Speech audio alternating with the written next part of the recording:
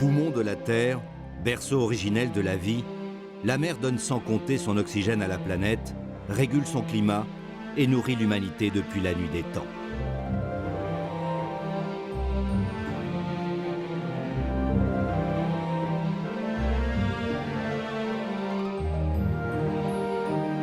« 71% de la surface du globe sont recouverts par les mers et les océans. Perdus au milieu du Pacifique, les 300 îles de l'archipel de Palau ressemblent à une poignée de perles vertes jetées dans les eaux turquoises entre les Philippines et la Nouvelle-Guinée.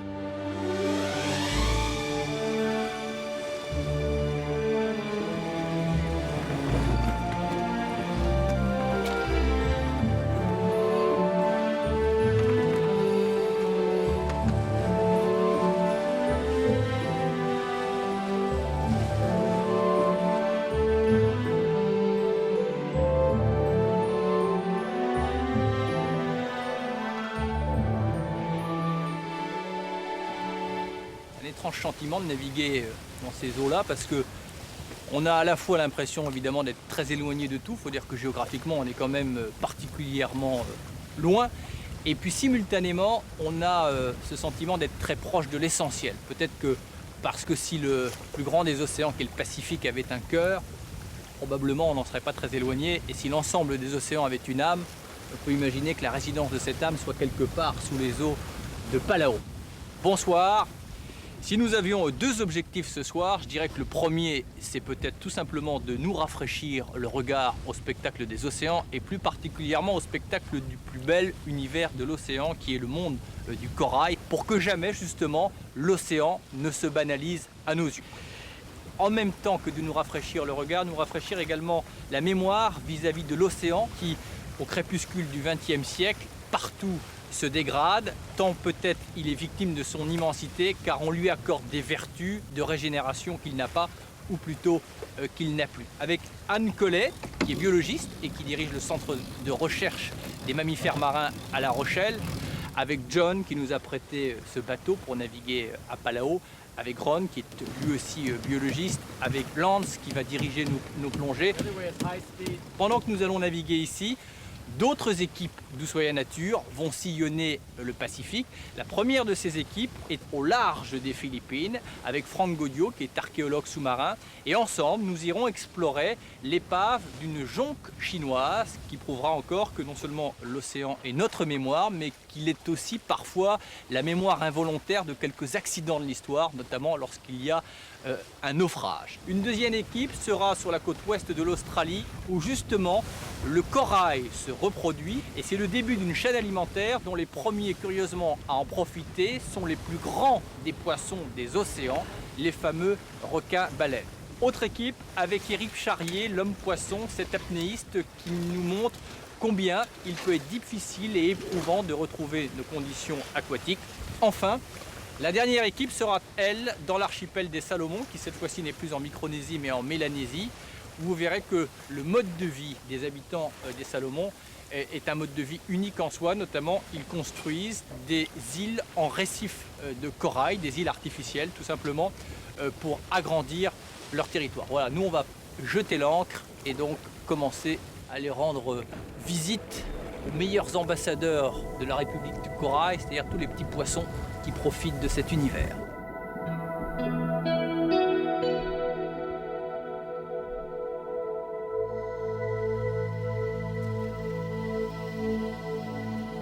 Pour aller à la rencontre de quelques-uns de ces joyaux, Anne Collet et Nicolas Hulot ont privilégié le kayak. Maniable, léger et silencieux, il permet de se faufiler entre les rochers calcaires comme autant de grosses corbeilles de jungle délicatement posées sur l'eau. Palau n'avait sans doute guère d'intérêt pour les marins espagnols qui l'ont découvert au XVIe siècle. Aussi l'ont-ils vite oublié. Et si le souffle de l'enfer est passé sur ce petit paradis pendant la Seconde Guerre mondiale, il n'a heureusement pas laissé trop d'empreintes indélébiles sur une faune et une flore incomparables. Aujourd'hui, l'archipel, devenu indépendant depuis 1994, s'enorgueillit d'être la première et unique république du corail et d'avoir inscrit dans sa constitution le respect absolu de son environnement.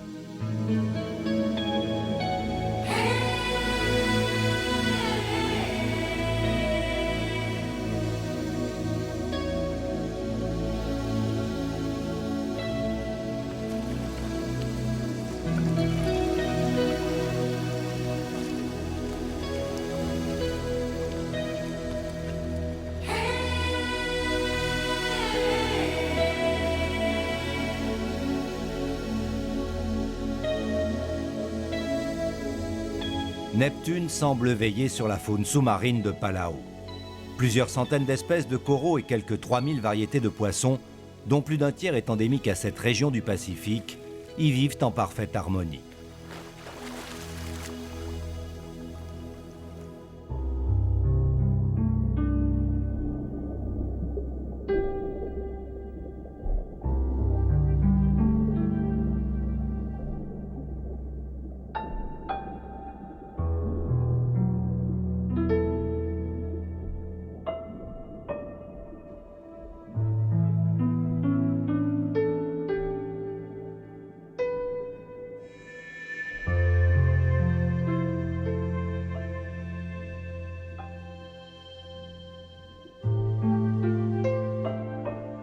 Loin de tout, rien n'est venu perturber la vie sous-marine.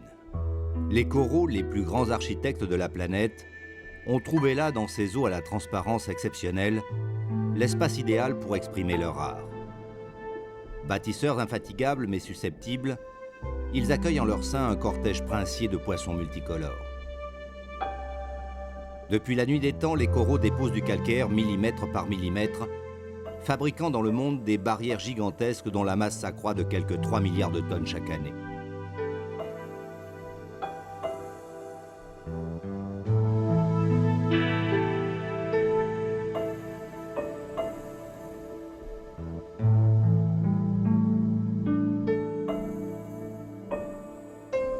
Œuvre de milliards d'animaux minuscules, les récifs coralliens sont les plus importantes structures du globe construites par des organismes vivants. L'écosystème qu'ils représentent est, avec la forêt tropicale, l'un des plus riches du monde. Il est surtout primordial pour l'avenir de notre planète, puisque les micro-organismes et les algues microscopiques qui le composent représentent la plus formidable usine à fabriquer de l'oxygène et à stocker le gaz carbonique. Mais il est peu probable que la croissance des récifs coralliens puisse compenser l'augmentation de CO2 dans l'atmosphère. Car dans bien des régions, le corail dépérit à vue d'œil.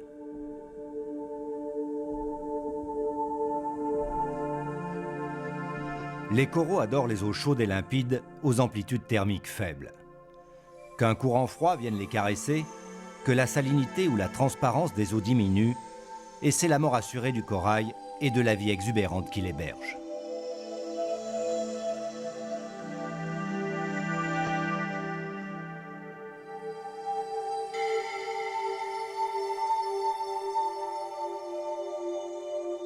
L'absence de pesanteur en milieu sous-marin permet à la nature de créer ce foisonnement de vie dont la logique nous échappe et qui prend parfois des allures de nébuleuse ou de galaxies lointaines.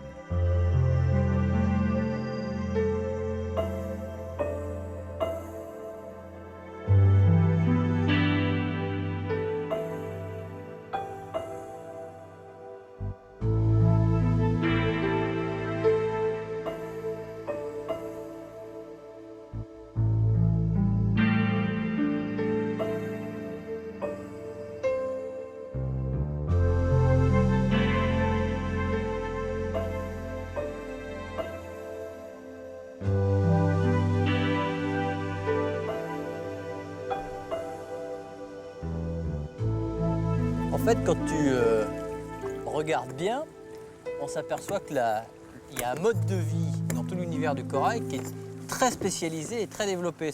Au départ, tu as l'impression que tout ça baigne dans une espèce d'indolence et que tout le monde se fout de tout le monde et que chacun vit sa vie. Ouais, en fait, c'est extrêmement sophistiqué. Et chacun a son rôle et chacun tient une fonction dans le petit univers du coral. C'est un peu comme chez nous, il y a ceux qui vivent ensemble, ceux qui s'ignorent, ceux qui luttent entre eux. Dans les associations entre espèces, il y a à peu près 3 types de relations. Il y a ce qu'on appelle le mutualisme, c'est-à-dire que ce sont des échanges à bénéfice mutuel. Le commensualisme, c'est échange, mais enfin c'est pas un échange, c'est bénéfice unilatéral, voilà, mais sans préjudice pour l'autre. La troisième association, c'est le parasitisme. Le parasitisme, c'est clair, il y en a un qui vit aux dépens de l'autre. Voilà, au détriment de l'autre, ça lui porte préjudice. On voit l'ensemble des poissons et de tout ce qui vit au fond a développé des stratégies de camouflage, soit pour être un bon prédateur, c'est-à-dire que la proie ne le voit pas, soit Au contraire, pour se cacher du prédateur. C'est incroyable le nombre de stratégies. Et moi, je trouve que c'est ça qui est passionnant quand on étudie le corail, quand on étudie la biologie. C'est ça, c'est toutes les stratégies mises au point pour arriver en fin de compte toujours à la même chose. C'est d'une part manger, d'autre part se reproduire. On fait tous pareil.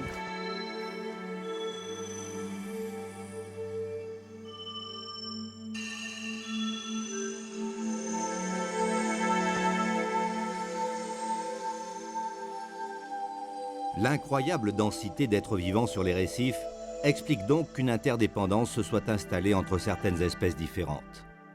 Celle du petit poisson clown et de son anémone est exemplaire. Il est l'un des seuls à vivre ainsi en toute impunité entre les tentacules urticants et à bénéficier des reliefs des repas de sa partenaire, pourtant vorace et chatouilleuse. En fait, le poisson clown s'est habitué à elle et à elle seule, en se couvrant peu à peu de la muqueuse qui enduit les tentacules de l'anémone. L'intrus n'en est plus un, et celui-ci dispose alors d'un refuge imprenable au cœur de l'animal fleur.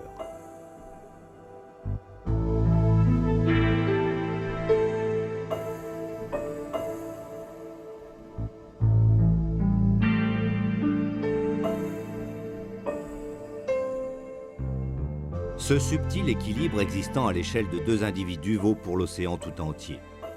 Organismes et espèces ont su s'adapter pour assurer leur pérennité. C'est le cas des coraux qui se reproduisent tous en même temps. Cet événement unique dans l'année bouleverse la vie sous-marine exactement 3 nuits après la pleine lune de mars.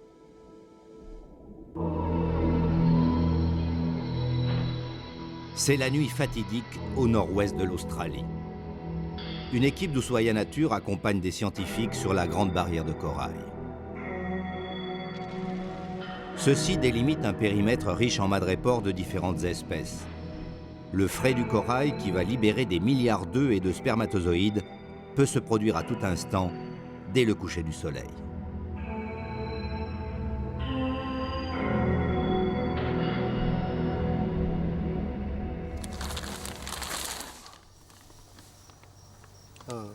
Dans un laboratoire plongé dans l'obscurité, une seconde équipe a isolé et soigneusement dépoussiéré plusieurs coraux pour recueillir les gamètes aussitôt après la ponte. À intervalles réguliers, on contrôle les madrépores d'un rapide coup de torche. Toute lumière parasite pourrait bloquer le processus délicat de la reproduction. Une troisième équipe, dirigée par le cinéaste Dave Annan, s'apprête à enregistrer sur plusieurs caméras macroscopiques les détails de ce moment exceptionnel qui seront analysés plus tard par les chercheurs.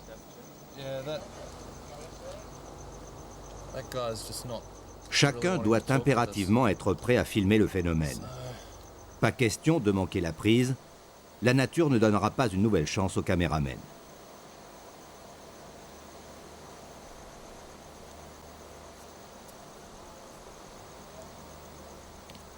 Soudain, le phénomène se déclenche.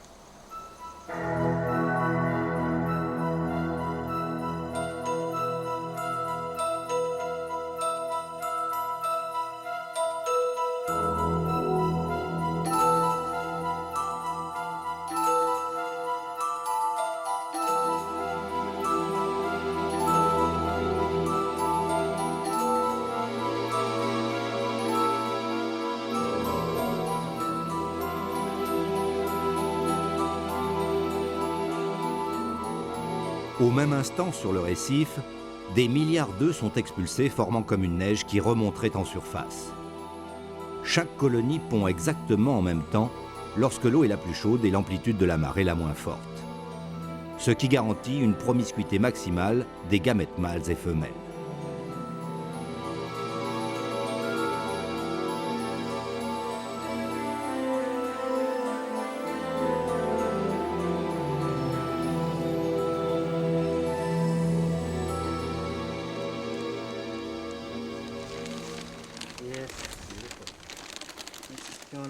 Il existe des centaines d'espèces de coraux dans le monde. La plupart d'entre elles peuplent cette région du Pacifique. Andrew Evard et les scientifiques qui l'accompagnent dans ses recherches étudieront la reproduction d'une vingtaine de spécimens.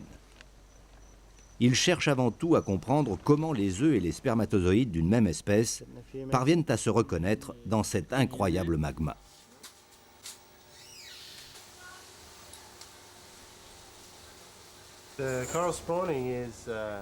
La ponte du corail est une impulsion incroyable dans l'écosystème. C'est un événement remarquable par lequel le corail va faire croître les récifs et renouveler sa population chaque année. Nous essayons de comprendre les règles qui régissent la ponte et autorisent cette population de larves à survivre. En étudiant ce phénomène, nous aurons peut-être la technologie pour régénérer le corail dans les zones endommagées. C'est un événement particulièrement bref, 4 nuits au plus. Nous devons donc travailler intensément pour faire nos recherches, sinon nous devons attendre une année de plus pour faire des essais.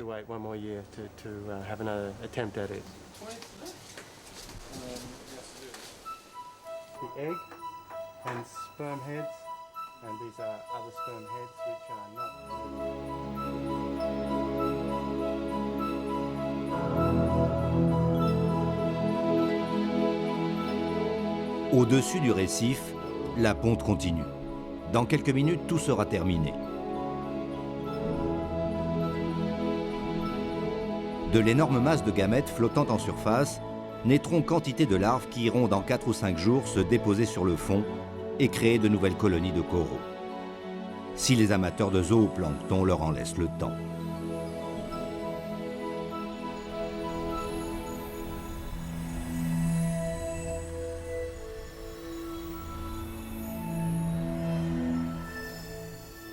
Le mélange multicolore d'œufs, de sperme et de larves libérés par les coraux de la Grande Barrière n'a pas échappé à l'avidité des poissons, des plus petits aux plus gros.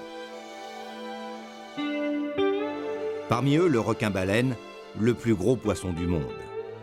Il ne laisse jamais passer l'occasion de se rassasier à si bon compte. Quelques jours après le frais du corail, il est fidèle au rendez-vous.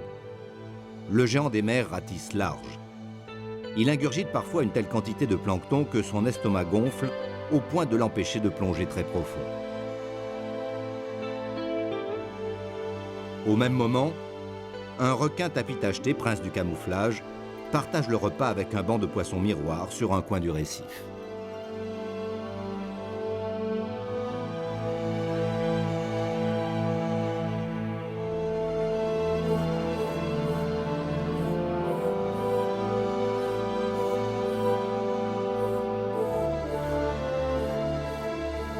Malgré sa taille pouvant dépasser 15 mètres, ce géant dont la robe fait pâlir d'envie les peintres pointillistes aborigènes est parfaitement inoffensif.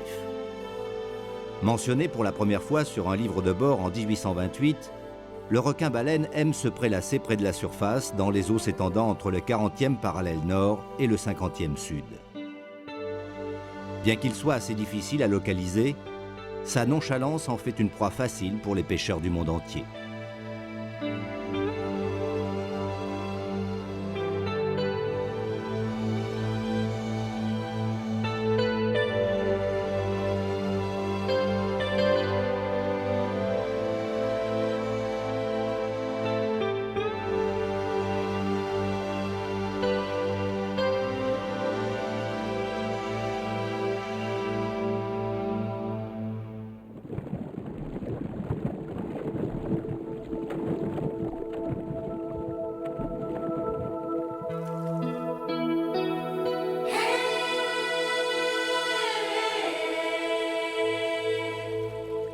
Anne et Nicolas n'ont aucune chance de rencontrer le requin-baleine dans les chenaux des Rock Islands.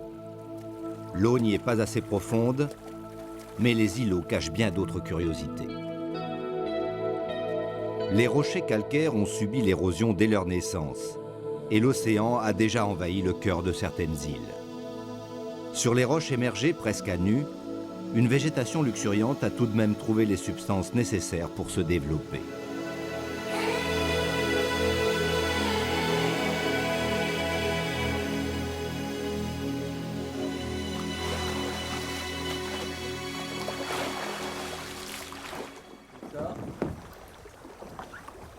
On sait qu'on les récupérera tout à l'heure.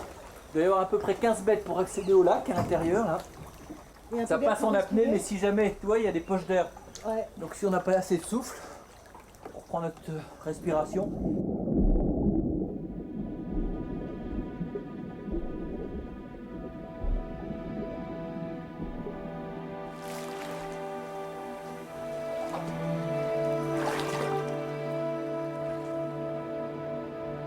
Parmi les 300 îles de Palau, on dénombre une soixantaine de lacs marins nichés dans la jungle. La plupart sont reliés à l'océan par d'étroites galeries immergées servant de refuge ou de cachette aux petits poissons. Dans ce lieu protégé, Anne et Nicolas vont observer une faune et une flore différentes. Simplement équipés de tubas et de palmes, ils progressent lentement à l'intérieur du tunnel naturel. Impossible de savoir ce qui peut s'y cacher.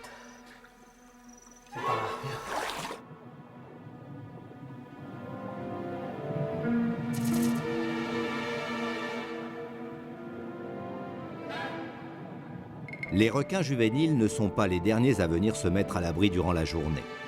Ils savent qu'au dehors, les plus gros prédateurs n'en feraient qu'une bouchée. Il y en a un qui est rentré dans la galerie là. Il y en a un qui est rentré dedans. Tu fais gaffe parce que la route est basse, on va essayer de rentrer dedans tout doucement.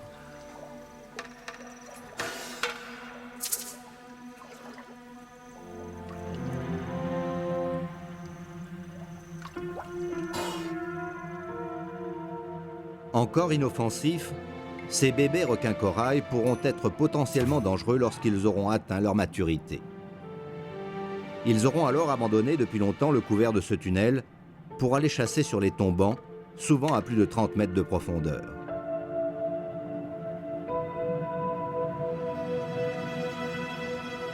Pour ne pas les effrayer, Anne et Nicolas évitent tout mouvement brusque et palment le plus lentement possible.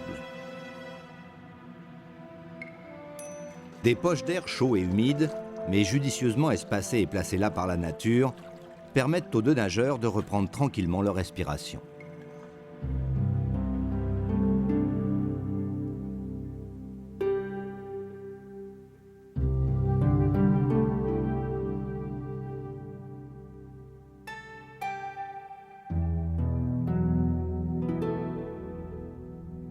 Au sortir de la galerie, ils découvrent les énormes massifs de madrépores qui ont colonisé le lac. Cet immense aquarium naturel que le soleil éclaire à profusion est le repère de petits poissons coralliens rares et difficiles à surprendre. Minuscule, craintif, voici Sa Majesté le poisson mandarin. Ses mouvements sont aussi légers que le passage d'une brosse sur la toile d'un peintre. Certains l'ont surnommé Salvador Dali, parce qu'il est à la fois le pinceau et la couleur.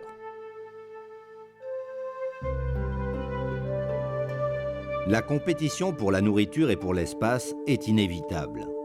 Chacun a dû s'adapter pour mieux se fondre dans l'environnement, comme ce petit bénitier, un bivalve de la famille des Clovis, qui peut se parer de différentes couleurs.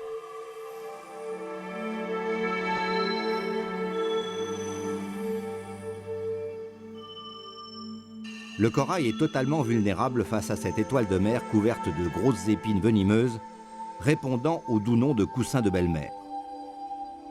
La cantastère repère les sujets les plus appétissants, déploie son estomac au-dessus d'eux et les digère grâce à ses puissants sucs gastriques.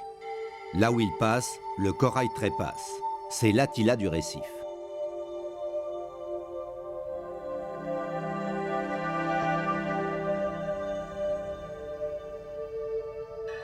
Bien campé sur son tube de calcaire, le ver marin déploie son plumet pour capter le plancton qui passe à sa portée. À la moindre alerte, il se repliera en une fraction de seconde.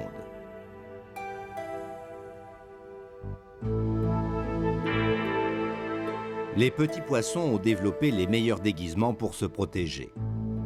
La faune récifale et sa palette de couleurs sont d'une richesse infinie.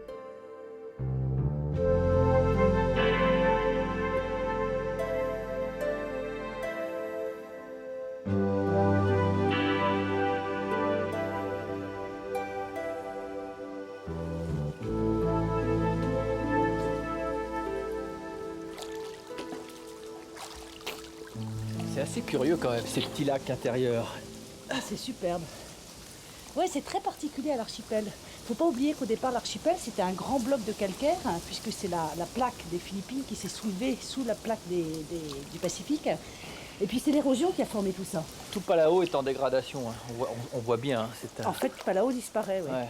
Palau est amené à disparaître. Alors, ce qui est amusant, c'est que ces petits lacs intérieurs, en fait, l'océan continue d'y vivre, alors qu'on en est presque coupé, sauf que celui-là a une passe à marée basse, on peut pratiquement passer à l'air libre, et il y a même là autant de corail qu'à l'extérieur. Mais un biotope un petit peu différent. T'as remarqué, c'est un peu plus abrité, c'est pas tout à fait les mêmes espèces. Donc ce qu'il faut bien qu'on précise, c'est que le corail, c'est avant tout un animal.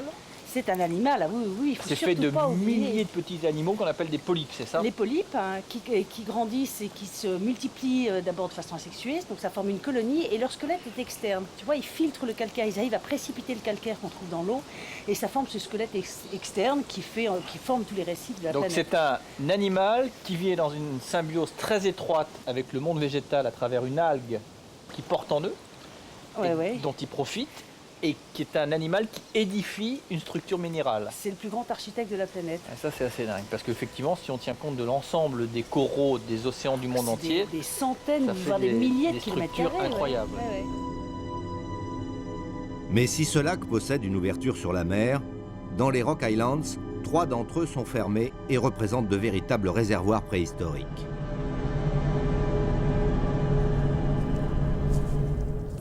Anne et Nicolas ont délaissé leurs frêles embarcations pour franchir le rideau de jungle et partir à la découverte de l'un de ces lacs, recelant un phénomène unique en son genre.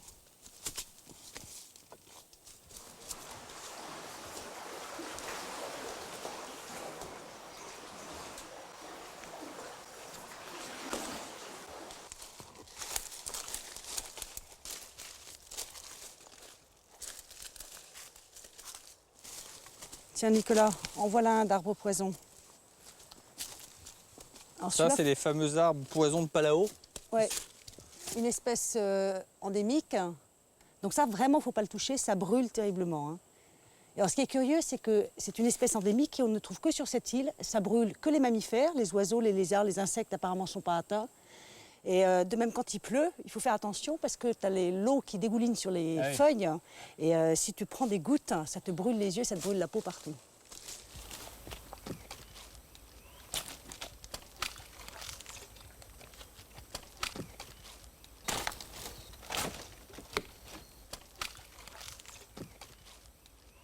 Extérieurement, rien ne différencie ce lac de ses semblables. Et pourtant...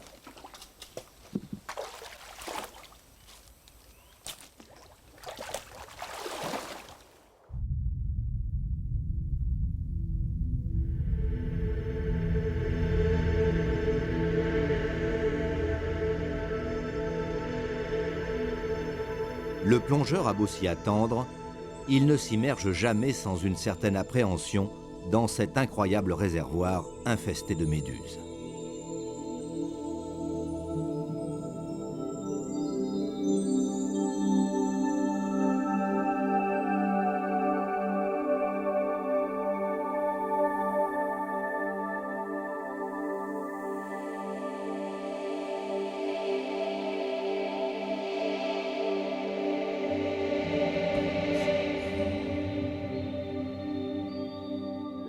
Elles sont partout.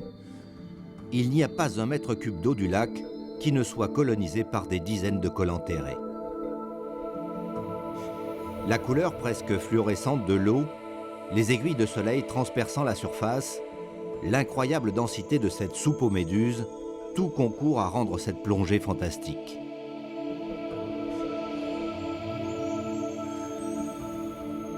Mais attention à ne pas descendre dans les profondeurs.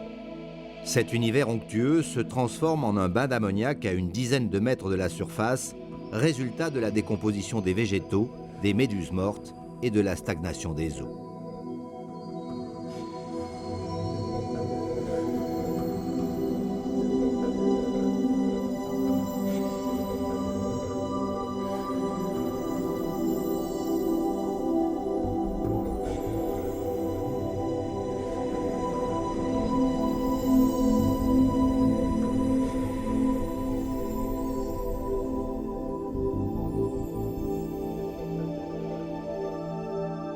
Anne et Nicolas n'ont pas chaussé de palmes pour ne détruire aucun de ces spécimens. Les méduses, composées à 95% d'eau, sont extrêmement fragiles et donc difficiles à saisir et à conserver par les scientifiques.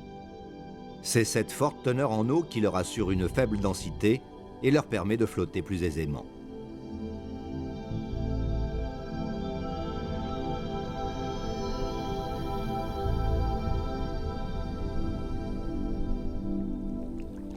Pas facile de ne pas les toucher. Combien il y en a à ton avis? Oh, je crois qu'il y en a 1,5 million, 1,6 million. Dans ce lac? Dans ce lac à Palau, oui. Incroyable. C'est inouï. Hein. T'as vu, c'est marrant parce qu'elles tournent toutes dans le sens contraire des aiguilles d'une montre. Bah ça, c'est la spécificité de ces méduses-là. Depuis qu'elles sont arrivées ici, elles ont totalement changé de métier. Avant, elles étaient des prédateurs. Aujourd'hui, sont des fermiers. Et en réalité, elles transportent sur leur dos une algue microscopique. Et les algues, comme tous les végétaux, ont besoin de soleil pour la photosynthèse. Et c'est la raison pour laquelle les méduses dans ce lac tournent dans le sens contraire des aiguilles d'une montre. Elles promènent leurs petites algues au soleil toute la journée. Et puis dans la nuit, elles descendent en profondeur chercher des nitrates et des phosphates, qui est l'autre partie essentielle de l'alimentation de l'algue. Et ça, cette association avec cette algue, c'est spécifique ici, du fait qu'elles se soient retrouvées en captivité. Elles n'avaient plus de proie.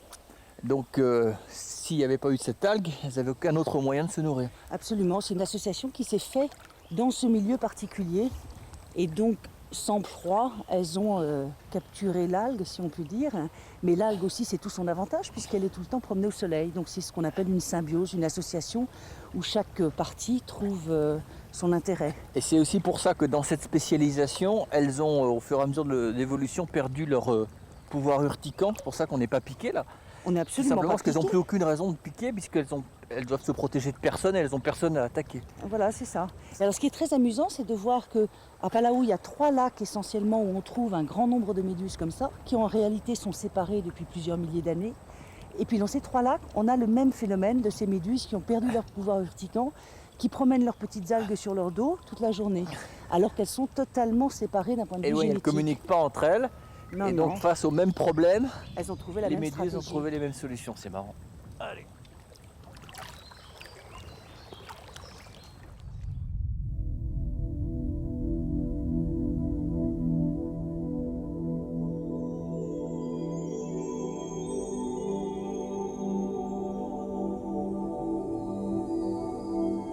Étrange cet archipel où la sève des arbres est hautement corrosive et où les méduses ont la peau douce.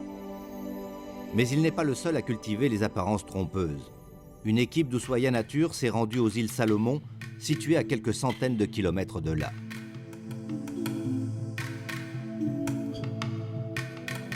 Ces 900 îles jetées dans le bleu Pacifique ont des faux airs de paradis tropical. Sous le couvert de la forêt dense, ce n'est que moiteur étouffante et nuages de moustiques.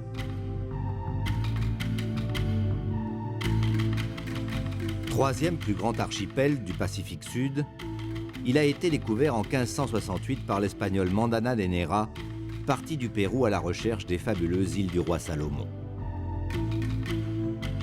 Le lagon de Langa Langa offre l'exemple remarquable d'une entente parfaite entre les hommes et l'océan.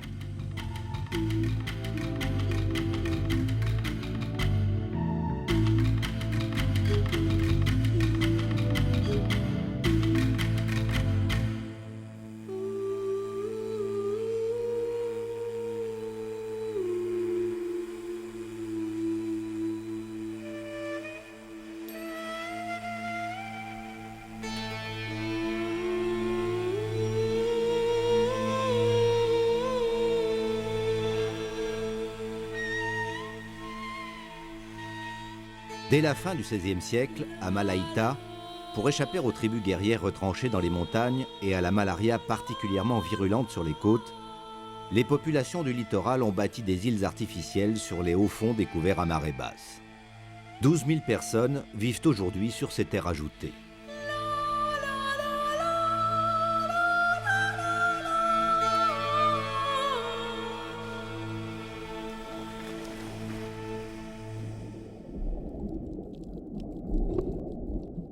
Deux ans de travail sont nécessaires pour construire une île de petite dimension avec l'unique matériau dont disposent ces pêcheurs bâtisseurs opiniâtres, du corail mort arrachés au lagon.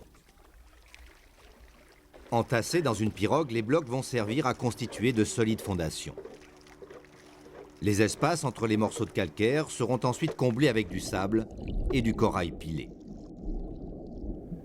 Enfin, une couche de terre rapportée de la côte permettra l'enracinement de quelques arbres pour offrir un peu d'ombre aux maisons construites sur pilotis. La superficie des îles n'est jamais définitive.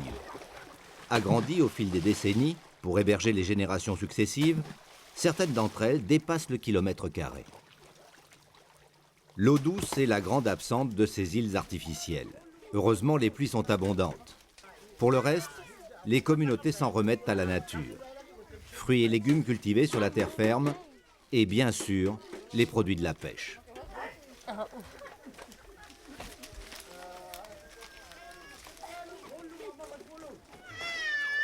Les familles de l'île artificielle de Malaafé partagent toutes leurs activités, entourées d'enfants dont la chevelure blonde pose toujours une énigme aux anthropologues, cette blondeur naturelle disparaissant curieusement à l'âge adulte.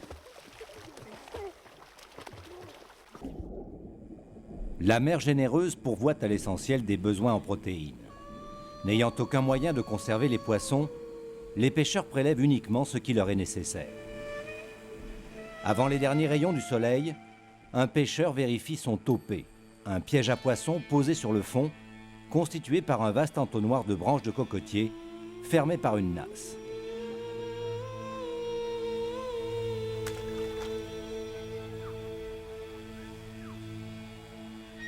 Quelques appâts jetés devant l'entrée du piège attirent immédiatement les petits poissons. Une pichenette sur l'eau pour les effrayer, et ils se ruent au fond de la nasse, simple et efficace.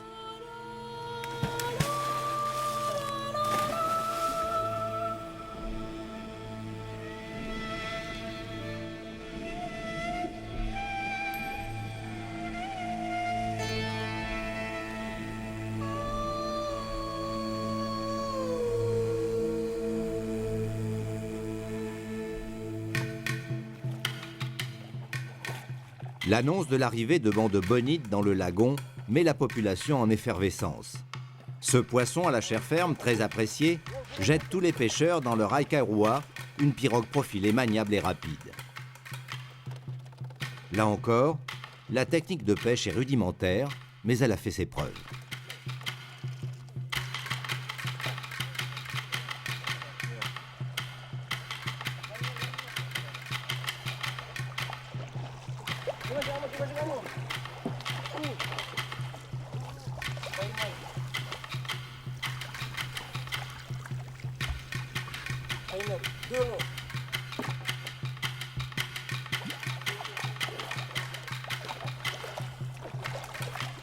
Mangka.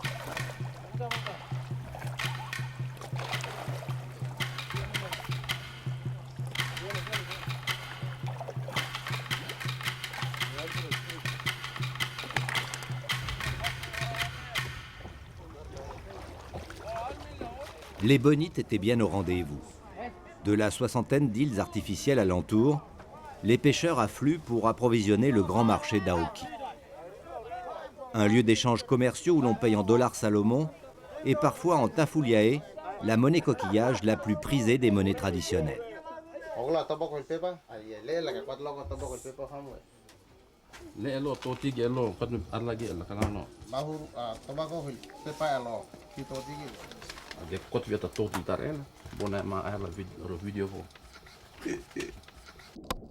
La fabrication des tafuliae est un travail de longue haleine. Elle commence par la pêche des coquillages du lagon. Huîtres sauvages, conques, petits bénitiers, spondylus, cônes et porcelaines sont soigneusement sélectionnés en fonction de la qualité et de la couleur de leur nacre. La teinte des coquilles détermine leur valeur. Le rose, le rouge et le brun sont les plus recherchés, et dans une moindre mesure, le blanc et le noir. La taille, le calibrage et le perçage incombent aux femmes.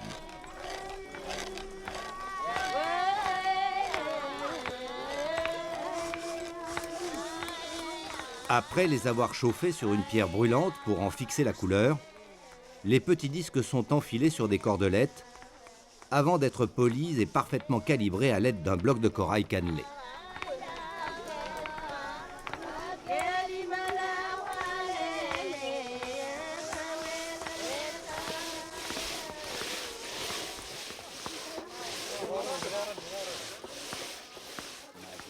Assemblés par rang de 10 pour former de longues bandes, ils font alors la richesse de leur propriétaire, soit environ 1000 francs par collier.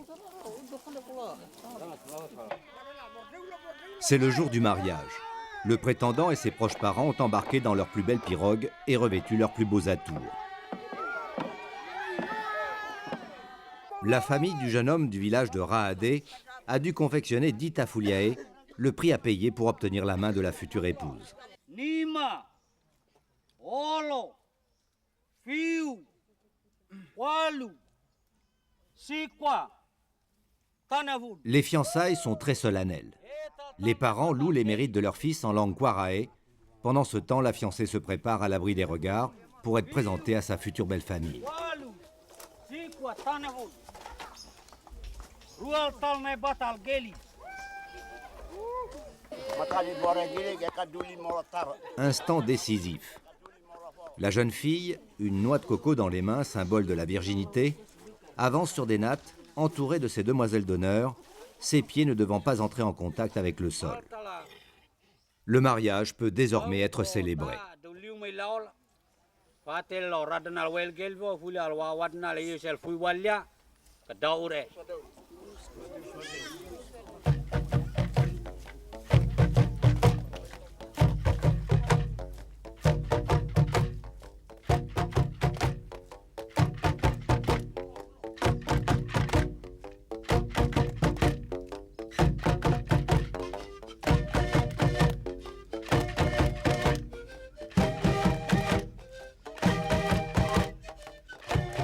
Jack London écrivait au siècle dernier « Les Salomon touchent aux confins du monde.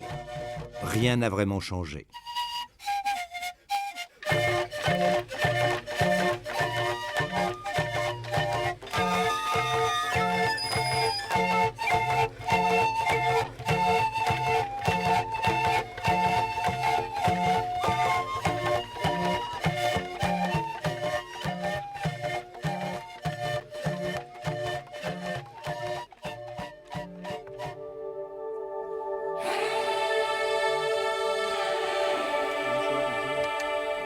Comme celle qui baigne les îles Salomon, la douceur de vivre qu'a su préserver Palau a depuis longtemps séduit le biologiste américain Ron Ledish. Ses connaissances parfaites de l'archipel en font un guide précieux pour l'équipe d'Ushuaïa Nature.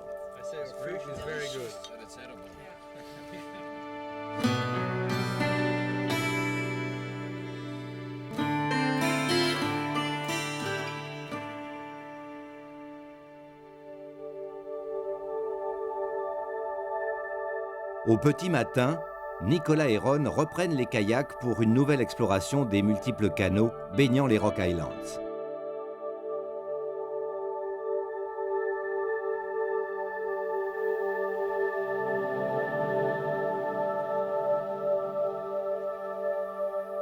Dans ce dédale aquatique aux couleurs de paradis, il est facile de se perdre. C'est sans compter sur l'aide d'un drôle de poisson pilote.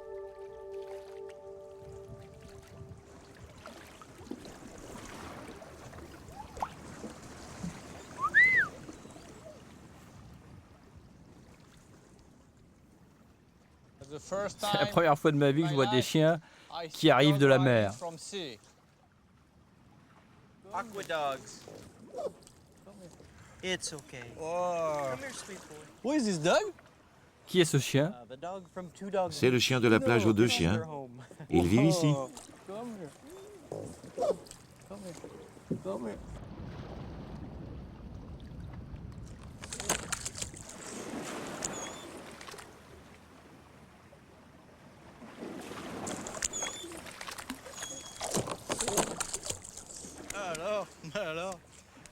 C'est une histoire incroyable. Il y a deux mâles, hein?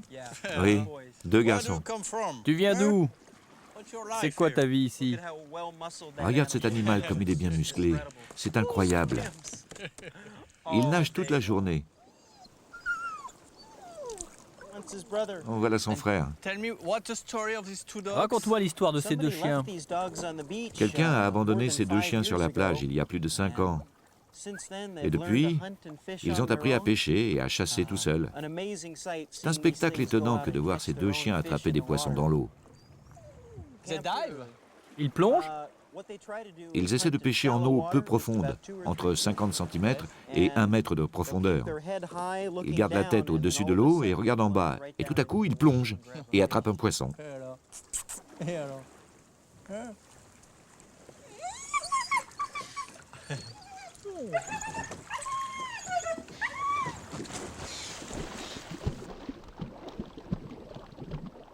Come here. C'est un très très bon exemple d'adaptation et de spécialisation d'animaux à un problème donné, comme l'ont fait les méduses, mais elles sur des milliers d'années. On peut imaginer d'ailleurs que si ces deux chiens avaient été un mâle et une femelle, leurs petits auraient eu des mœurs sans doute beaucoup plus aquatiques.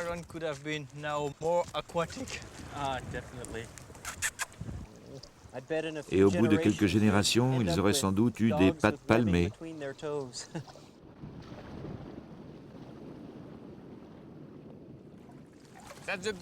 C'est la plage où ils vivent? C'est amusant de voir des touristes arriver sur la plage et avoir pitié de ces chiens. Ils disent « Oh, ils sont abandonnés, les pauvres !» Alors qu'en fait, ces chiens vivent dans un véritable paradis. Ils sont en pleine forme, complètement adaptés au milieu marin.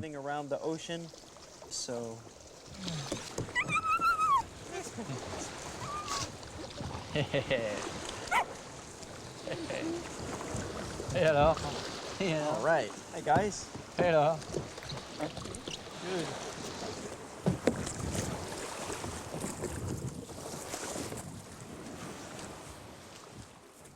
Good. Nice beach to live here. Oh, beautiful place. Nicolas, if you swim a short distance, Nicolas, en retournant au bateau et en plongeant juste en dessous, tu vas pouvoir observer un des plus beaux tombants de Palau. Il y a plein de barracudas, de requins. Et plus loin, tu vas découvrir une épave datant de la Deuxième Guerre mondiale. Ok, toi pendant ce temps, tu vas voir les mangroves avec Anne? C'est ça, je vais lui montrer les plus belles mangroves de Palau. Bon, on va quitter les deux chiens.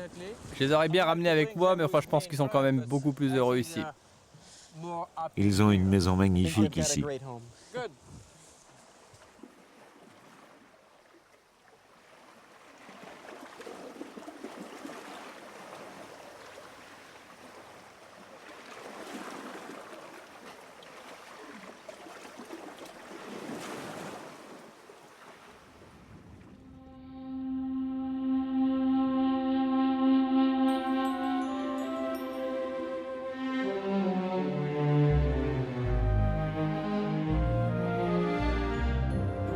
Vue du ciel, la végétation des îles de Palau semble parfaitement uniforme. La mangrove bordant les îles est le baromètre de la qualité des eaux marines. Avec son enchevêtrement inextricable de racines mi-aériennes, mi-immergées, elle abrite une faune considérable et sert de nurserie pour quantité d'espèces animales. Ron, qui connaît parfaitement la mangrove, entraîne Anne à la découverte de ce milieu particulièrement riche mais fragile.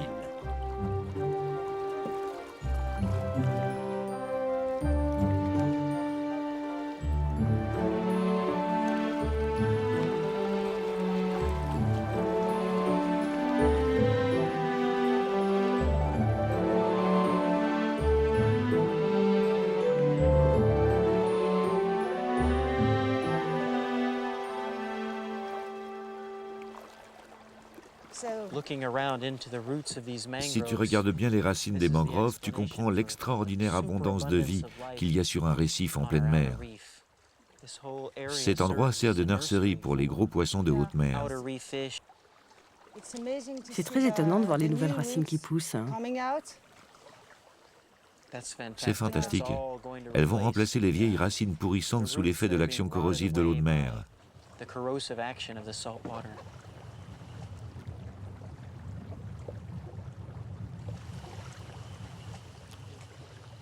Bon, on est en dehors du chemin maintenant. Profites-en parce que le courant ne va pas durer très longtemps.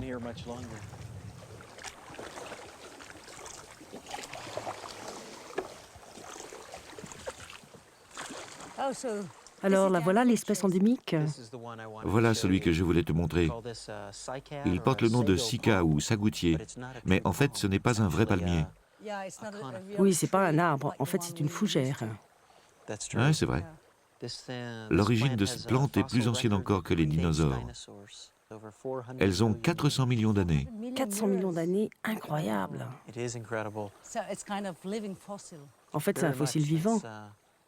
Oui, on peut dire que c'est un fossile vivant, mais qu'on ne trouve que dans quelques micro-habitats à Palau. Est-il considéré comme une espèce en danger? Pas forcément en danger, parce qu'heureusement personne ne les abat, mais menacés, oui, du simple fait de leur rareté.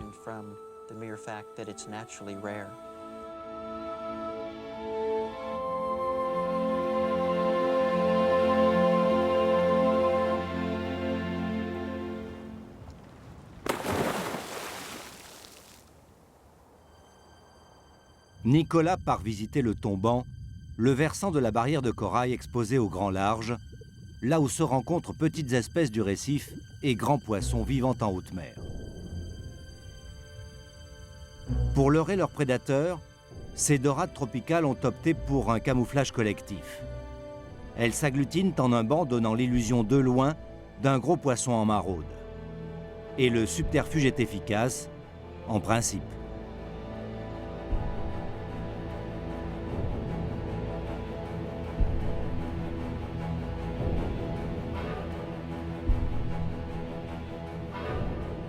Derrière le tombant, 300 mètres d'à pic.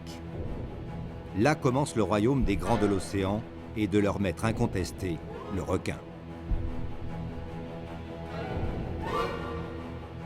Puissant, fuselé, couleur acier, taillé comme une torpille, le requin gris des récifs se nourrit de poissons qu'il chasse lorsque sa fringale l'exige.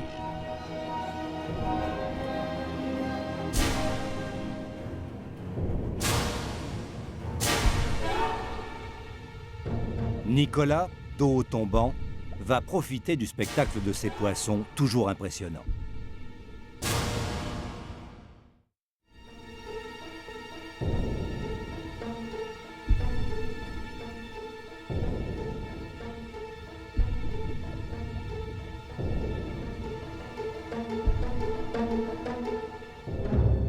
Les requins existent dans toutes les mers du globe.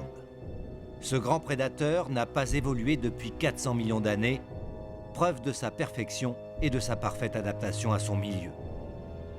Mais si sa réputation n'est plus à faire, rares sont les morts d'hommes qui lui sont imputables sur la planète. Machine de guerre naturelle, le requin ne se connaît qu'un seul véritable ennemi, le pêcheur.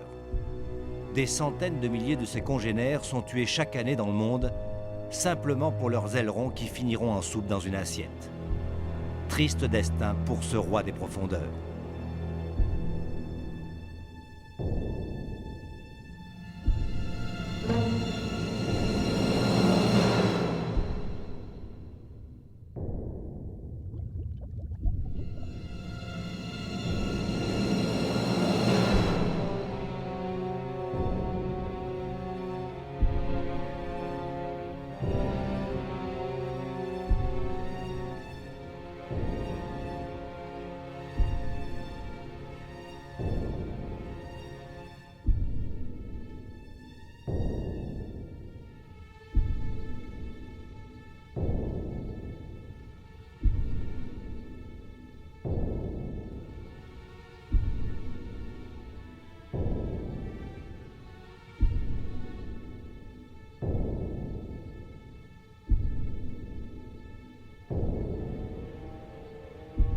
Dans la lutte pour la vie, les barracudas ne sont pas les plus tendres.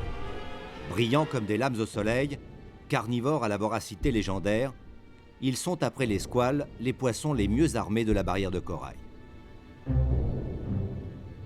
Jeunes, ils se déplacent en banc. Malheur à ceux qui se trouvent dans les parages quand vient l'heure du repas. Vieux, le grand barracuda peut atteindre 2 mètres. Il chassera alors en solitaire.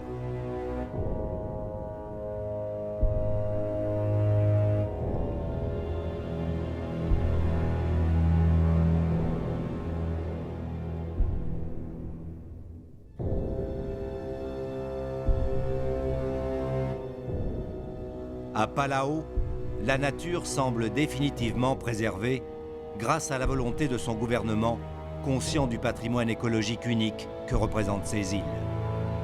Malheureusement, dans bien d'autres endroits, les océans sont en grand danger.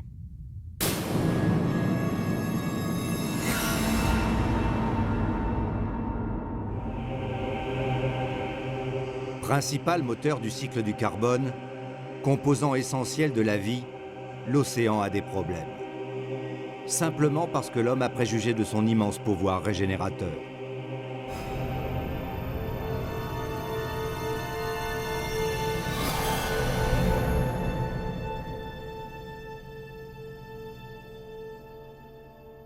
Ratissage méthodique des grands fonds, course au gigantisme des unités de pêche dont les filets géants de plus de 100 km de long piègent sans aucun discernement tout ce qu'ils rencontrent, massacre des jeunes espèces, partout la mer est vidée de ses occupants. En 30 ans, la production annuelle de la pêche dans le monde est passée de 45 à près de 100 millions de tonnes. Un tiers de ces prises, sans valeur commerciale, est rejeté et pourri ventre en l'air à la surface de l'eau. Aujourd'hui, nombre d'espèces sont en voie d'extinction.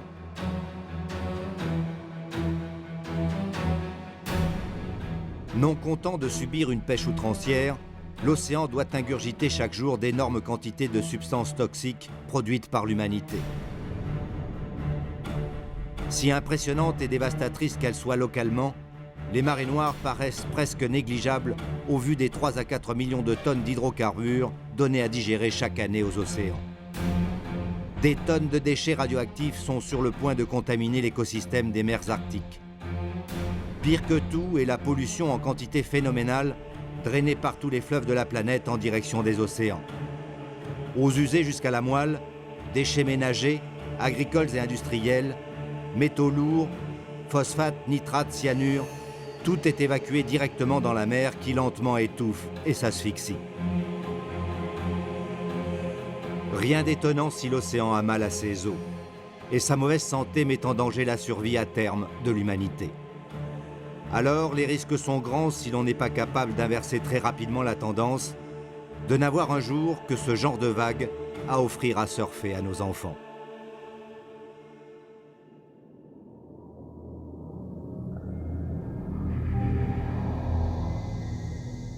Palau, la paisible république du corail, a elle aussi connu l'enfer.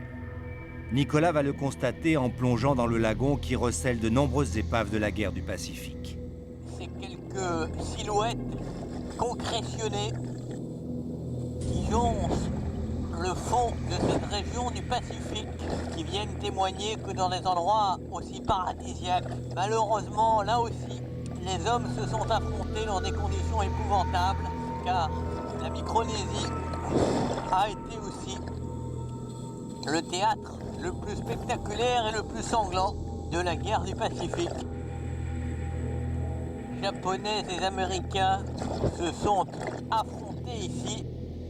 Les îles et les fonds marins en portent encore des témoignages comme ces nombreuses épaves de bâtiments de guerre ou d'avions de guerre. Après un sérieux revers à Truk Lagoon au début de 1944, les Japonais déplacent leur flotte à Palau. Rapidement repéré par les Américains, l'US Navy lance le 3 mars 1944 une vague de bombardiers sur l'archipel. 2 jours après le raid, 47 navires japonais reposent par le fond.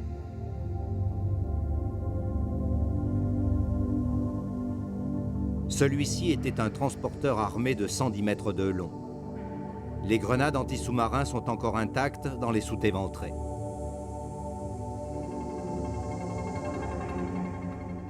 Casques, masques à gaz, moteurs d'avion de rechange, ferrailles rongées, épaves disloquées, ces vestiges, témoins de la violence des combats qui ont eu lieu ici il y a plus d'un demi-siècle, sont désormais le refuge de nombreux poissons et coraux. Le poisson-lion, une rascasse, paraît de ses plus beaux apparats. Encore un des plus étonnants représentants de ce monde du corail. Ces épines sont excessivement venimeuses. C'est sa plus efficace manière de se protéger des prédateurs. Il ne viendrait d'ailleurs à l'idée de personne de venir s'y frotter, car la décharge qui s'en suivrait est excessivement efficace.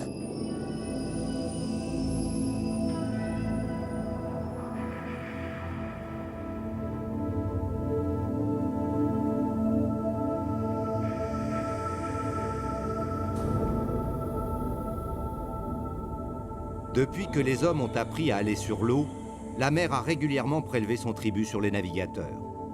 Victimes de guerre, de piratage, d'erreurs de navigation ou de tempêtes, d'innombrables épaves reposent au fond des océans. La chance ou l'opiniâtreté de découvreurs fait remonter parfois leurs fantômes à la surface, comme ici aux Philippines. L'équipe d'Ushuaïa Nature a suivi un Français, Franck Gaudiot, ancien financier international, qui a délaissé son métier au milieu des années 80 pour se consacrer à ses deux passions, l'histoire et l'archéologie sous-marine. Alors qu'il patrouille en mer de Chine sur son catamaran, Franck Gaudiot est alerté par le musée de Manille qu'une épave a été découverte par des pêcheurs philippins au large de l'île de Palawan.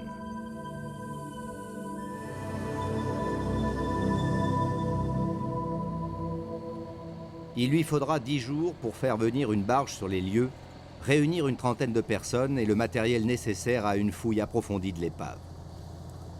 Le réalisateur Gilles Santantonio et le caméraman sous-marin Roch Pescader sont du voyage. 14 plongeurs, archéologues, dessinateurs, photographes, venus des 5 continents, vont se relayer au chevet de ce qui s'avère être une jonque chinoise coulée au XVe siècle.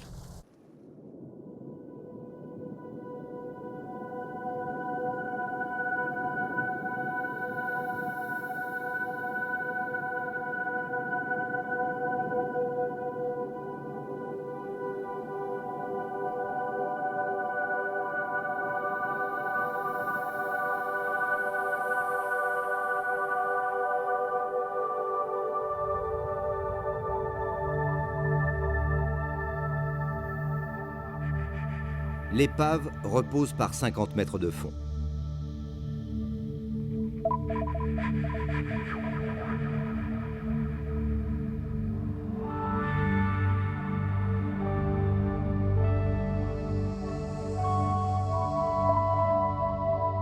Pour ne pas risquer d'écraser de précieux objets encore ensevelis sous les sédiments, les plongeurs quittent leur palme.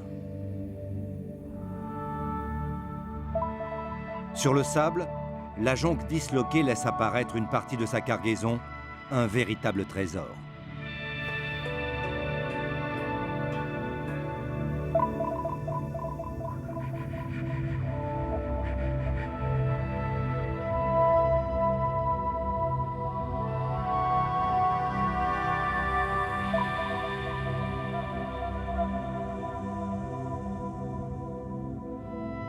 Franck Gaudiot et son équipe effectuent la fouille du navire marchand dans les règles de l'archéologie sous-marine.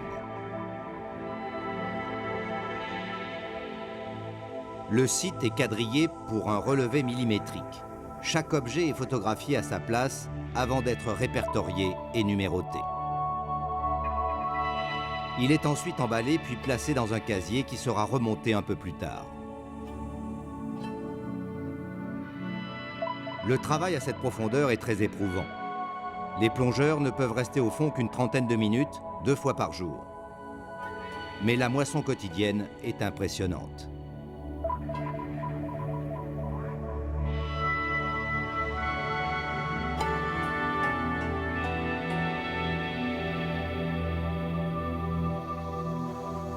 On va ce matin là.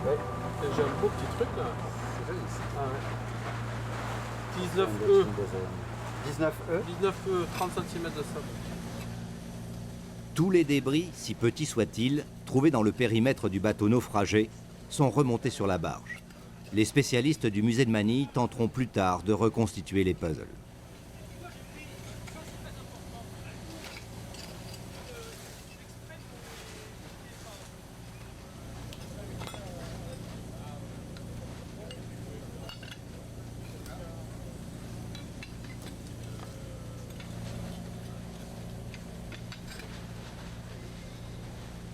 Dès leur arrivée sur la barge, les pièces arrachées à l'épave après 5 siècles passés dans l'eau de mer sont longuement rincées à l'eau douce.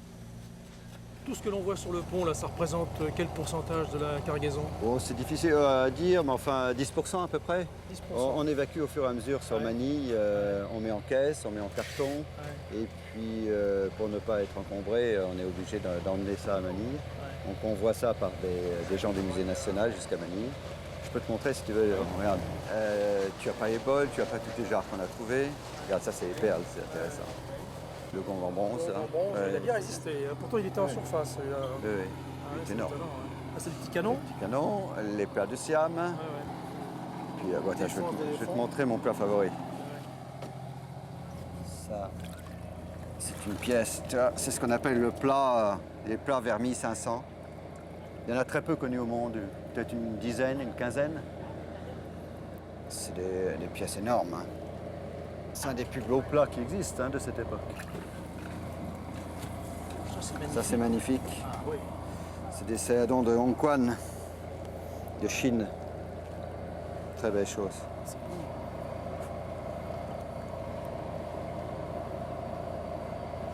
On a trouvé une vingtaine comme ça.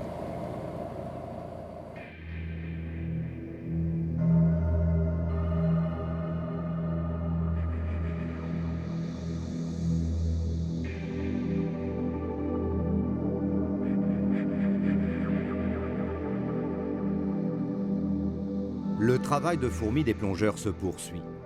Franck Gaudiot, qui n'en est plus à sa première découverte, a fait venir sur les lieux d'importants moyens logistiques.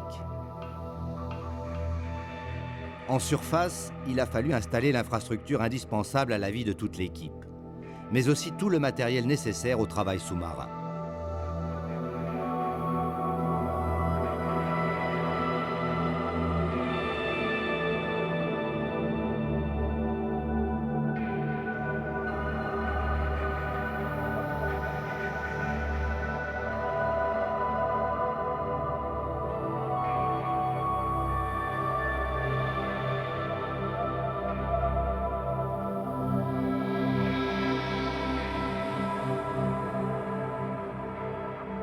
Des pompes électriques immergées permettent de faire fonctionner des suceuses.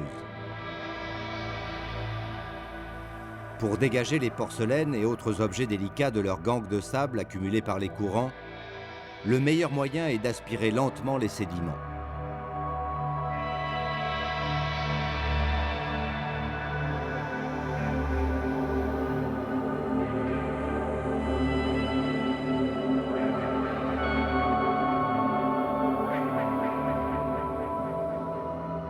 Attention à ne pas avaler un morceau du trésor, sous peine d'avoir à le rechercher sur la décharge située loin de l'épave, pour ne pas troubler l'eau de la zone de recherche. Pour la même raison, le treuil qui remonte vers la surface les casiers et leurs précieux chargements est installé à l'écart. Une contrainte supplémentaire pour les plongeurs qui doivent effectuer une balade aux allures lunaires. Mais le temps presse. Dans quelques jours, la mousson arrive. Avec elle, les pluies et les tempêtes. Comme celle qui a peut-être causé ce naufrage. Une supposition, car les Chinois à l'époque, contrairement à l'Europe, n'archivaient pas les mouvements de leur jonque. Impossible donc de retrouver le nom de celle-ci.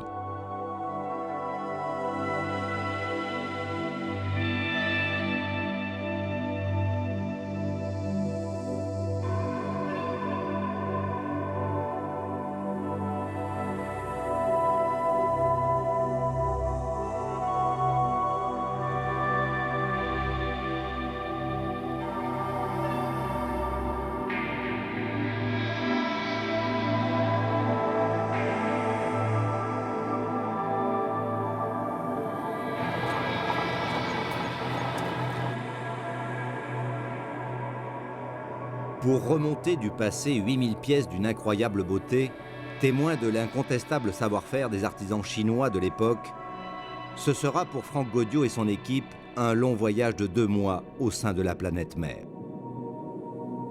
Les bouteilles d'air sont vides.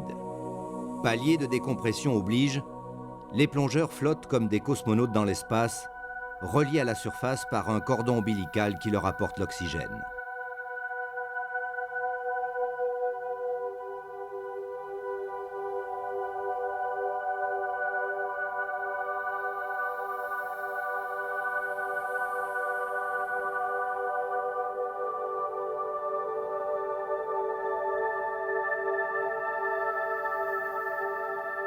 Des heures de patience et de rêve, frôlées parfois par des créatures translucides que l'on croirait venues d'un autre univers.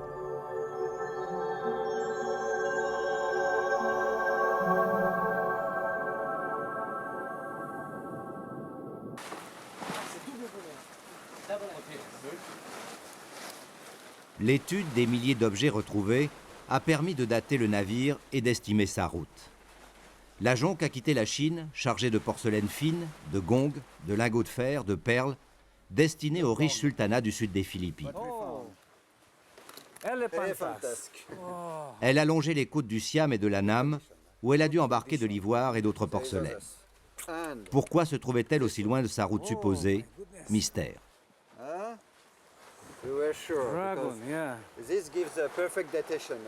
L'observation méticuleuse des pièces remontées confirme leur rareté et les motifs qui les décorent signent leur provenance et datent leur fabrication.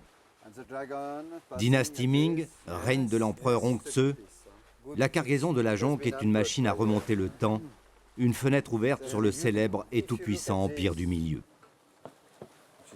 Il compare les dessins avec des documents d'archives, font des supputations qui déboucheront sur des quasi-certitudes quant aux routes des navires chinois, probablement les premiers grands navigateurs marchands. Enfouis pendant 5 siècles, les porcelaines semblent sortir du four de cuisson. Passionné, Franck Gaudio et son alter ego philippin n'en finissent pas de s'extasier devant leur exceptionnelle beauté. Pour moi, c'est plus en fait une passion qu'un métier. J'ai toujours en fait été passionné par l'histoire, par l'archéologie, et j'aime les océans. Alors mettre la mer, les océans et l'histoire ensemble et faire de l'archéologie sous-marine, c'était un rêve. Depuis que j'ai commencé l'archéologie sous-marine, en 1984, j'ai découvert 16 épaves et j'en ai fouillé 14. Il y aura toujours des épaves à découvrir. Il y a des millions d'épaves sous l'eau. C'est un gisement historique sans fin, là, inépuisable. Chaque épave découverte, en fait, a son importance. Elles sont plus ou moins belles au point de vue du matériel archéologique remonté à la surface. Mais bon, celle-là est inouïe sur le plan de la qualité de la porcelaine. C'est un musée sous-marin, c'est extraordinaire. Mais tout ce qui est trouvé sur cette épave, en fait, appartient aux Philippines. Le Musée national des Philippines, après la fouille, après l'étude du matériel, va choisir une collection complète, retenir les objets principaux, uniques ou d'importance historique, prendre aussi un exemplaire de chaque double, et puis rétrocédera à l'inventeur ou à la personne qui a fouillé l'épave une collection qui sera faite de tous les doubles, de tous les objets, de tout ce trésor. Et cette partie, en fait, est destinée à d'autres musées européens, français principalement. Alors, musée d'État ou un musée peut-être qu'on va créer dans les années qui viennent. C'est un rêve, ça. Si Franck Gaudio est persuadé de trouver de nombreux autres trésors au fond des mers, les trésors naturels dont regorge la République du Corail, et bien au-delà, la magie des océans et le patrimoine inestimable qu'ils renferment, doivent eux aussi impérativement être préservés. Un vaste sujet de réflexion pour Nicolas et les scientifiques qui l'accompagnent.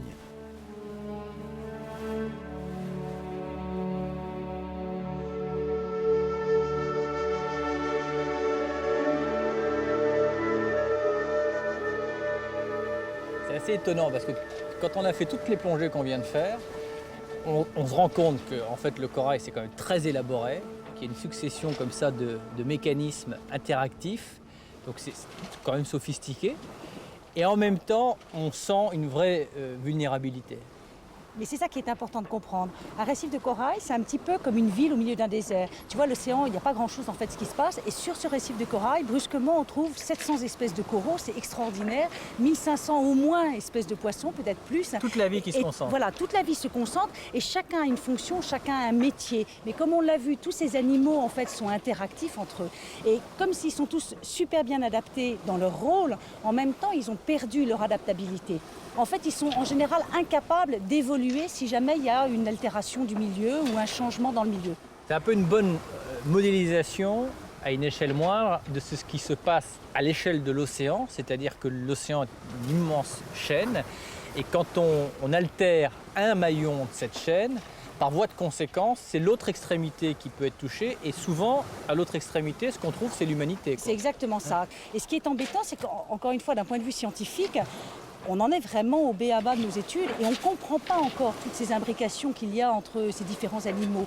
Si on remplace la diversité par l'uniformité, ça veut dire qu'on court à notre perte. Voilà. C'est absolument impossible, le système ne peut pas fonctionner. Mais nous-mêmes, l'homme, encore une fois, on ne peut pas fonctionner sans tout le reste de la chaîne qui, a priori, nous indiffère et qui, en réalité, nous est essentiel. C'est une prétention de croire que l'on survivrait après la disparition de l'ensemble des autres espèces, doublée d'une ignorance. Totalement impossible. Et il y a une très jolie phrase d'un poète anglais qui conclut très très bien ça, qui dit « Qui cueille une fleur dérange une étoile ». C'est très bien dit.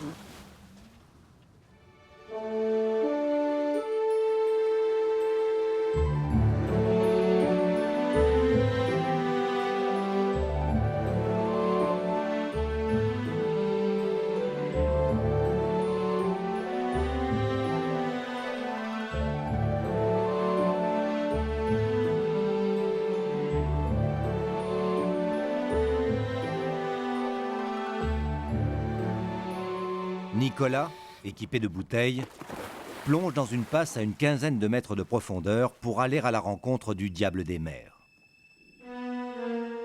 Mais de diable, la raie manta n'en a que le surnom qu'elle doit aux deux cornes situées à l'entrée de sa gueule. Deux appendices qui lui servent à canaliser le plancton, son unique nourriture. Quoi de plus émouvant que ce balai gracieux et élégant comme des capes qui naviguent nonchalamment dans l'onde océanique. Ces ombres impressionnantes, ces oiseaux océaniques, les raies mantas qui longtemps ont effrayé les marins et qui pourtant, en dépit de leur taille, sont le plus souvent inoffensives alors qu'elles auraient pu nourrir contre notre espèce une légitime rancœur tant les entraves qu'on leur met sur leur passage sont nombreuses. Imaginez combien de raies mantas entre autres sont restées prisonnières des immenses filets dérivants qui sont pour eux autant de barrières infranchissables.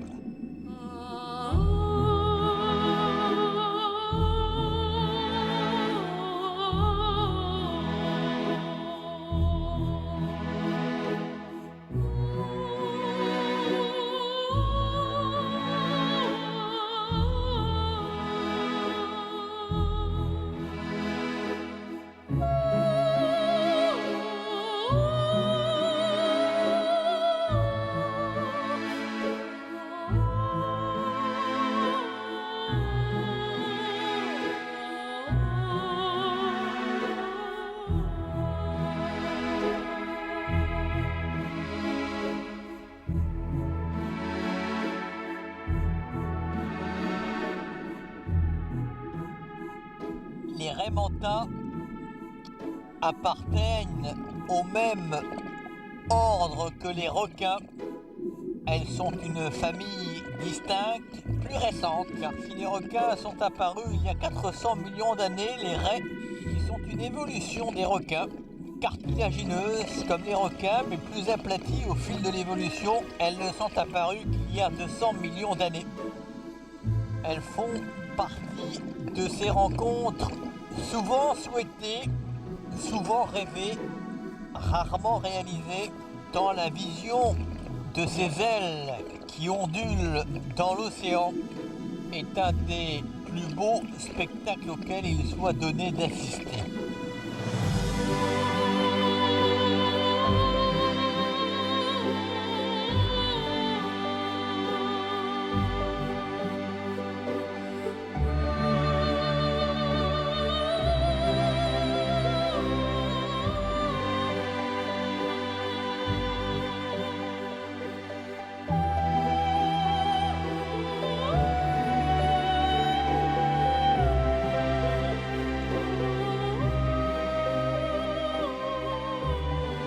Poisson pélagique, elle vole entre la surface et une quarantaine de mètres de profondeur et ne dédaigne pas sauter hors de l'eau pour se débarrasser, croit-on, des parasites qui la chatouillent.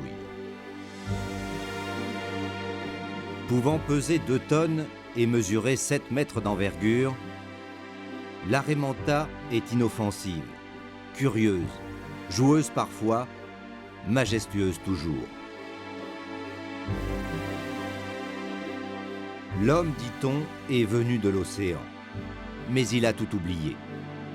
Certains rêvent d'y retourner, d'y être aussi à l'aise que les mammifères restés marins.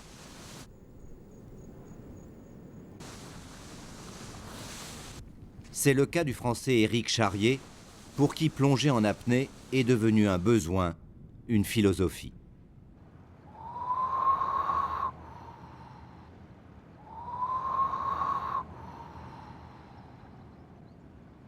On ne peut impunément prétendre singer les poissons. La nature ne l'entend pas ainsi.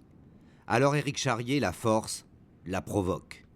Il pousse l'animal qui est en lui et reste 7 minutes immobile sous l'eau sans prendre la moindre goulée d'air.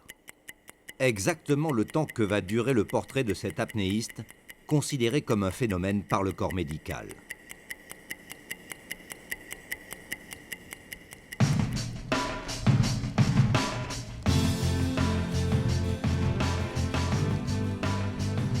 Pour parvenir à cela, méthodiquement, scientifiquement, mentalement, le Français pousse son physique dans ses derniers retranchements pour tenter de se métamorphoser en homme-poisson.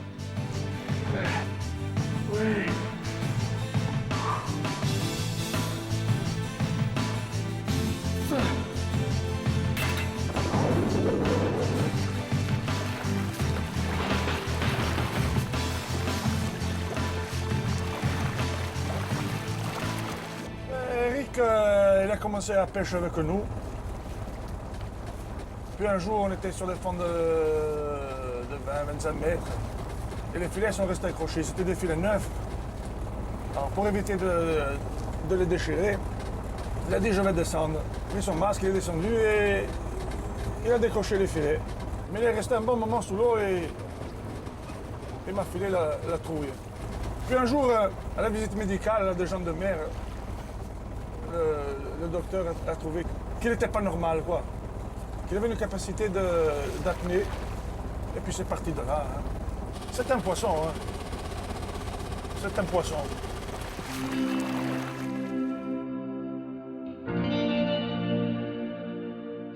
Ses meilleurs entraîneurs sont les otaries. Il les trouve exemplaires à plus d'un titre. Comme lui, elles ne retiennent pas leur souffle plus de 7 ou 8 minutes. Lorsqu'ils nagent en leur compagnie, ils calquent ses apnées et ses évolutions sur ces mammifères marins qui passent le plus clair de leur temps à jouer dans l'eau et à dormir au soleil. Comme pour l'homme, la nage sous-marine n'est pas innée chez l'otarie. Les 15 premiers jours de son existence, c'est à peine si elle barbote dans une petite flaque. Mais en quelques séances sous la houlette de sa mère, elle apprend à contrôler sa respiration et à coordonner les mouvements de son corps.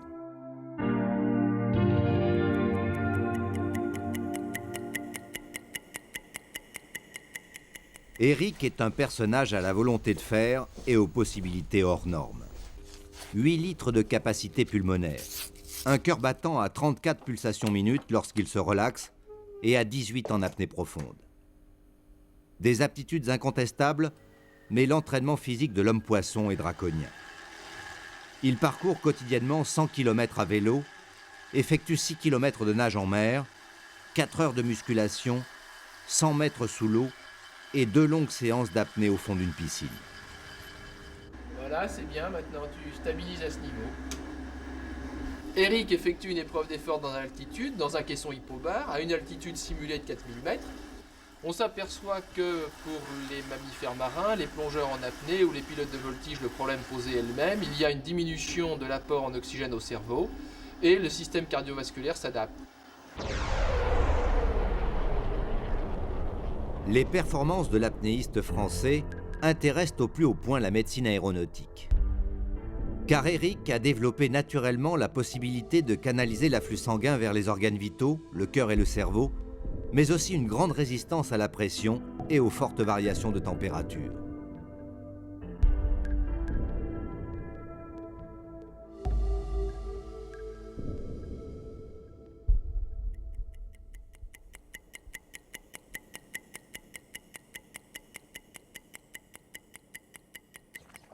Voilà, c'est beaucoup ce que t'as comme ton, de toute façon. Hey. Vas-y, fais passer. Ok, non, sans problème. On va voir l'autre.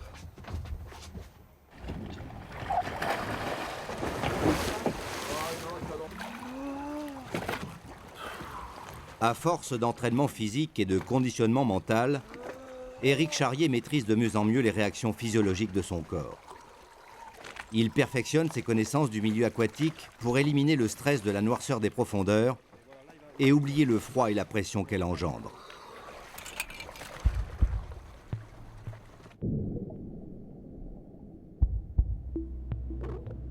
Aujourd'hui, il s'attache à repousser encore plus loin les limites humaines. Son objectif ?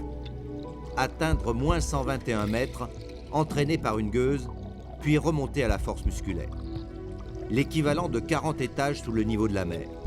Un aller-retour de 4 à 5 minutes, à la portée de l'homme otarie.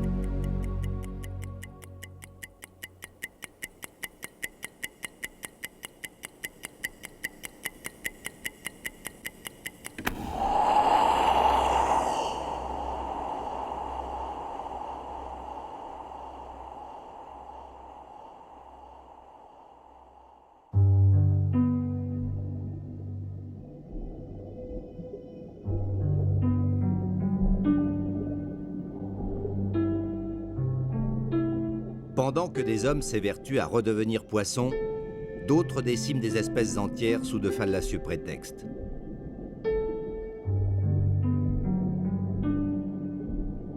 Ce somptueux poisson Napoléon, par exemple, est la cible préférée des pêcheurs de toute l'Asie du Sud-Est.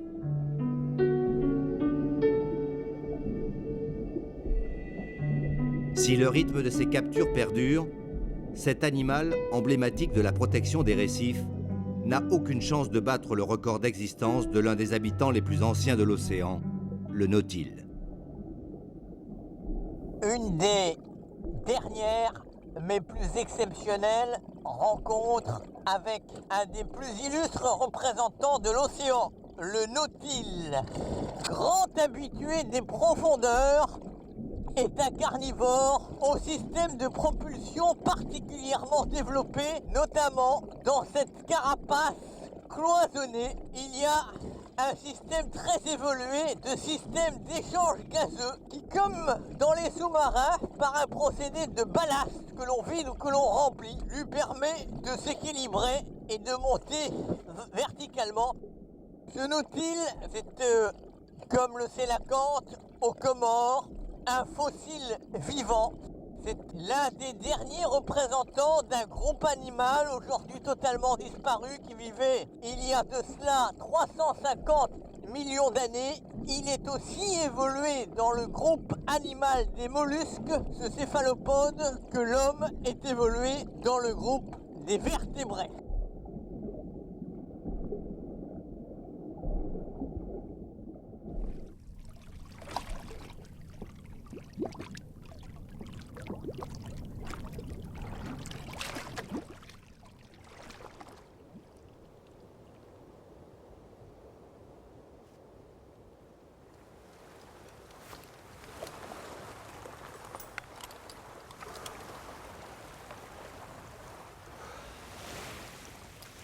Entre les petits poissons mandarins et les grandes raies manta que je viens d'abandonner à leur séance de nettoyage, sans compter les centaines d'espèces de poissons qu'on n'a d'ailleurs pas tous été capables d'identifier, on vous aura donné volontairement une image quelque peu idyllique et féerique de l'océan qui ne correspond peut-être pas à la réalité globale. Il faut dire que c'est un peu dans la fidélité de notre démarche de privilégier toujours le beau plutôt que le laid pour qu'à travers notre émerveillement, nous ayons conscience de ce que nous risquons de sacrifier d'une manière sans doute irréversible. Le sort de l'océan est entre les mains de l'humanité et je pense que le sort de l'humanité est aussi entre les mains de l'océan. Il deviendra ce que nous déciderons d'en faire ou plus exactement ce que chacun d'entre nous décidera d'en faire. Un dernier souhait, que la République de Palau ne devienne jamais l'ultime vestige de ce qui fut un immense empire, un empire nécessaire et indispensable. Bonsoir.